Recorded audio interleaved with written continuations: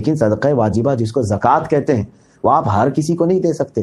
قرآن نے جن کو کہا ہے انما الصدقات للفقراء والمساکین، صدقات واجبہ جو ہیں یہ فقراء مساکین کو، یعنی جن کے پاس نصاب کے برابر مال نہیں ہے صرف ان کو ہی آپ دے سکتے ہیں۔ نصاب کیا ہے؟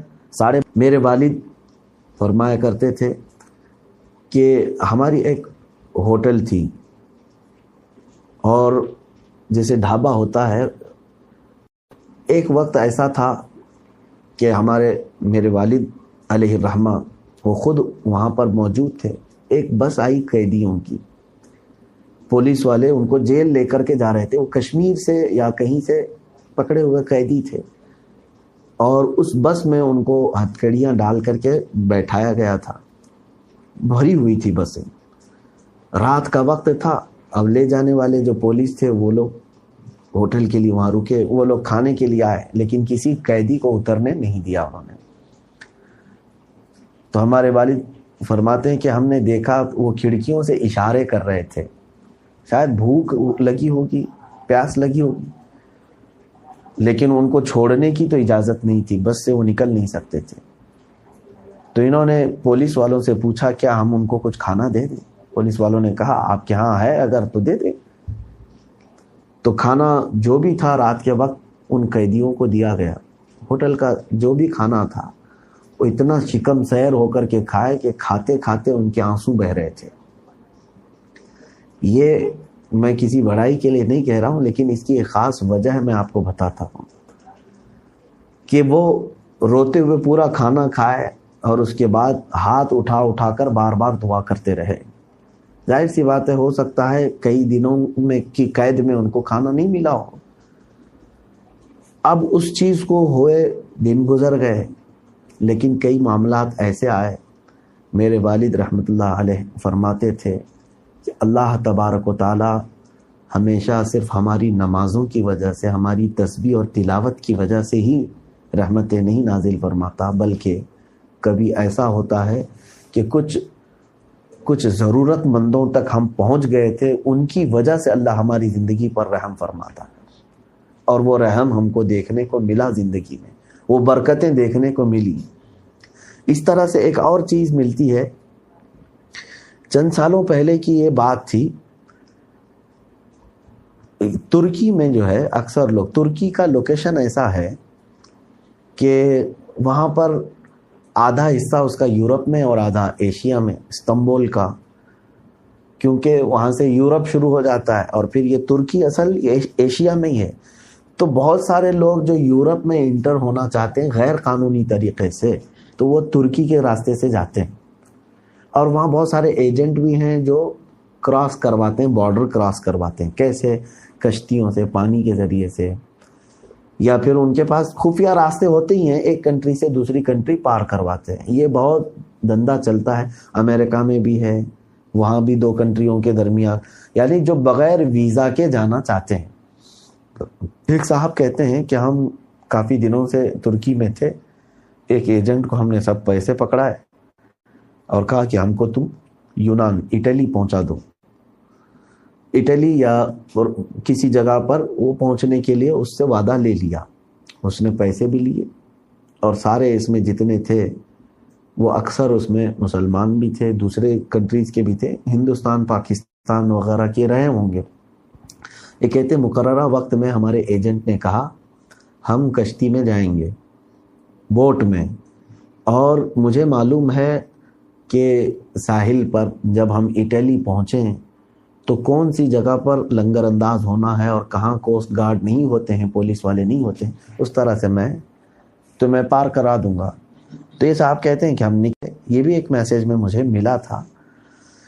تو وہ صاحب کہتے ہیں کہ ہم جب نکلنے والے تھے تو ایک گندا قسم کا ایک آدمی بھی تھا، یعنی گندا اس طرح کے میل کچیل میں پڑا ہوا، نہ اس نے نہایا ہے، کچھ بھی نہیں ہے، لیکن وہ ضد پر اڑ گیا کہ میں بھی تمہارے ساتھ چلوں گا۔ اب وقت ہوتا گیا، کشتی پر جب سب سوار ہونے لگے تو وہ بندہ بھی سوار ہو گیا۔ دیکھنے میں نہایت ہی مفلس تھا، بدن پر پورے کپڑے عجیب قسم کے بدبو کر رہے تھے، بہت بدبودار کپڑے پہنا ہوا تھا، تو لوگ اس سے تنگ آ رہے تھے۔ یہاں تک کہ اب وہ اٹلی کے ساحل کے پاس پہنچ گئے. اب سخت ٹھنڈیوں کے دن تھے اور وہاں ایسا ہوتا ہے کہ پانی جو ہے نا برف میں تبدیل ہو جاتا ہے، پتلی پرت ہو جاتی ہے پانی کے اوپر برف کی ٹھنڈیوں کے دنوں میں. تو کہتے ہیں کہ اتفاق ایسا ہوا کہ کوسٹ گارڈ جو تھے وہ ڈیوٹی پر تعینات تھے. ہم وہاں سے ہٹ کر کے دوسری جگہ آ گئے، دوسری جگہ سے تیسری جگہ، لیکن گئی تو اب وہ کھانسنے لگا، سر پریشان. تو سارے لوگ چیخنے لگے کہ اس کو کہاں سے تو لے آیا، ہمارے آنکھ خلل ہے. تو سارے لوگوں نے اٹھا کر کے اس کو سمندر میں پھینک دیا، اس کو ندی میں پھینک دیا. اب اتنا یہ صاحب کہتے ہیں، یہ جو بیان کر رہے ہیں کہ ہم نے اس کو پانی میں پھینک دیا، یہاں تک مجھے معلوم ہے، لیکن اس کے تھوڑی ہی دیر کے بعد فائرنگ کی آواز شروع ہو گئی. یعنی ہم ساحل پر پہنچ ہی رہے تھے، یہ کسی کنارے پر، ہم کو پولیس والوں نے دیکھ لیا تھا یا خفیہ طریقے سے ان کو معلومات ہو گئی تھی کہ ایک کشتی غیر قانونی طور پر اٹلی میں داخل ہو رہی ہے، اس میں کافی لوگ سوار تھے. تو فائرنگ شروع ہو گئی. تو یہ کشتی کو بچاتے ادھر سے ادھر لے کر کے نکل رہے تھے، لیکن کشتی پوری پلٹ گئی اور اس میں جتنے تھے سب غرق ہو گئے، سارے لوگ ڈوب گئے. جنہوں نے یہ بیان کیا ہے، وہ کہتے ہیں کہ میری آنکھ کھلی تو میں ایک ہاسپٹل میں تھا، اٹلی کے ہاسپٹل میں، اور پولیس تعینات تھی. میں نے پوچھا کیا ہوا، کہا کہ تم کشتی میں سوار غیر قانونی طریقے سے آ رہے تھے. کہا میں آ رہا تھا. ہاں میں آ رہا تھا، میں اس بات کا اعتراف کرتا ہوں. تو کہا کہ تم اکیلے اس میں بچے ہوئے آدمی، باقی سب ڈوب گئے. تو میں نے کہا کہ اتنی سخت ٹھنڈیوں میں ظاہر سی بات ہے کسی کو اگر پانی میں بھی ڈال دیا جائے تو ویسی اس کی موت آ جائے گی. کچھ تو فائرنگ سے مرے تھے اور کچھ کشتی کے پلٹنے سے مر گئے تھے. اب اس پولیس نے ایک اور بات کہی کہ تم بچے ہو اور ایک بندہ بچا ہے بس، اس پوری کشتی میں کئی 100 لوگ تھے. تو اس نے کہا کون بچا ہے؟ تو وہ ہٹا کر کے اس نے دیکھا تو وہ غریب آدمی تھا جس کو انہوں نے پہلے پانی میں پھینکا تھا، وہ بھی زندہ بچا ہوا تھا. وہ زندہ بچا ہوا تھا اور وہ بیڈ پر پڑا ہوا تھا. ہاں ٹھنڈی کی وجہ سے اس کا جسم کافی سخت ہو گیا تھا. تو اب یہ صاحب کہتے ہیں اس دن مجھے سمجھ آئی کہ جب تک یہ غریب ہماری کشتی میں تھا تو ہم پر کوئی حملہ نہیں ہوا اور ہم صحیح سلامت تھے. جہاں ہم نے اس کو اٹھا کر کے پھینکا پھر ہمارے اوپر فائرنگ بھی ہوئی، کشتی پلٹ بھی گئی اور سارے. اب ان سے کسی نے کہا کہ تم اکیلے کیسے بچ گئے؟ تو اس نے کہا مجھے صرف اتنا احساس ہوتا ہے کہ جب سارے لوگوں نے اتفاق کر لیا اس غریب کو پانی میں پھینکنے کا تو میں نے صرف اپنا لائف جیکٹ اس کو پہنا دیا تھا. اس کو پھینکنے کے وقت میں نے ایک لائف جیکٹ اس کو دے دیا، جس کی وجہ سے میرا دل اطمینان میں تھا کہ ایک غریب میلا کچیلا جیسا بھی ہے بچنا چاہے تو لائف جیکٹ سے بچ جائے گا. تو مجھے یہ لگتا ہے کہ رب تبارک و تعالیٰ نے میرے اس کام کی وجہ سے میری بھی زندگی بخش دی. عزیزان گرامی وقار، اگرچہ یہ حکایات ملی ہیں مجھ کو کسی سورس سے، کسی ذریعے سے، لیکن میں یہاں یہی کہنا چاہوں گا ان واقعات کا جہاں تک بھی تعلق ہے، لیکن عبرت کافی ہے اس میں. صرف اس لیے میں عرض کر رہا ہوں کہ ہماری زندگی میں بسا اوقات اللہ تبارک و تعالیٰ کی رحمتیں کسی اور کی وجہ سے ہوتی ہیں. جیسے کہ حدیث میں ملتا ہے کہ تم اگر اپنی بیوی کو کھلا پلا رہے ہو تو تمہارے رزق میں وسعت ہوگی، کیونکہ وہ کمزور ہے، وہ خود کما نہیں سکتی، وہ خود محنت نہیں کر سکتی باہر جا کر. تم اس کو کھلا رہے ہو جس کی وجہ سے تمہارے رزق میں وسعت ہے. اگر کسی کے گھر میں معذور بچہ ہے تو وہ بالکل خوف نہ کرے، اللہ تعالیٰ اس بچے کی برکت سے اس کے لیے عرش کے کئی دروازے کشادہ فرماتا ہے. اگر دنیا میں اسے نہ بھی ملے وہ یقین رکھے کہ اللہ نے آخرت میں اس کا بہت بڑا اجر رکھا ہے. تو بہرحال یہ خیال کرنے کا اور دوسروں کی مدد کو پہنچنے کا مہینہ ہے.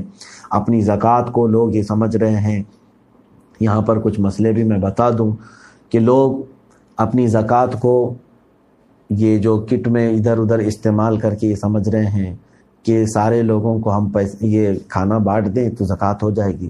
ایک بات یاد رکھیں، اسلام نے صدقے دو طرح کے بتائیں ہم کو، ایک صدقہ واجبہ ہے، ایک صدقہ نافلہ ہے۔ صدقہ نافلہ کسی کو بھی آپ صدقہ کرتے رہیں، مستحق ہو نہیں ہو سب کو آپ دے رہے ہیں، وہ نفل ہے۔ لیکن صدقہ واجبہ جس کو زکوٰۃ کہتے ہیں، وہ آپ ہر کسی کو نہیں دے سکتے۔ قرآن نے جن کو کہا ہے انما الصدقات للفقراء والمساکین، صدقات واجبہ جو ہیں یہ فقراء مساکین کو، یعنی جن کے پاس نصاب کے برابر مال نہیں ہے، صرف ان کو ہی آپ دے سکتے ہیں۔ نصاب کیا ہے؟ 52.5 تولہ چاندی یا 7.5 تولہ سونا، یا ان میں سے کسی ایک کے برابر کی رقم جس کے پاس ہے اس کو مالک نصاب کہتے ہیں۔ مثال کے طور پر 52.5 تولہ چاندی کی قیمت اگر آج مارکیٹ میں 40,000 ہے فار ایگزامپل، تو جس کے پاس 40,000 سیونگ ہے تو مالک نصاب ہے، اس کو اگر آپ نے زکوٰۃ دیا تو آپ کی زکوٰۃ ادا ہی نہیں ہوئی، آپ کی زکوٰۃ ادا نہیں ہوئی۔ تو مستحقین تک پہنچنا ایک بہت بڑی ذمہ داری ہے۔ یہ لوگ آسان سمجھ رہے ہیں، اور اسی طرح کسی جگہ ایک میلہ لگا کر سب کو بانٹ دیا اور سوچ رہے ہیں زکوٰۃ ادا ہو گئی۔ اگر اس میں سے کسی غیر مستحق نے لے لیا تو تمہاری زکوٰۃ ادا ہی نہیں ہوئی، اور تم پر وہ وبال ہمیشہ رہے گا زکوٰۃ نہ دینے کا۔ وہ کیا ہے؟ اللہ تعالیٰ نے فرمایا یکنزون الذهب والفضة ولا ينفقونها في سبيل الله فبشرهم بعذاب أليم۔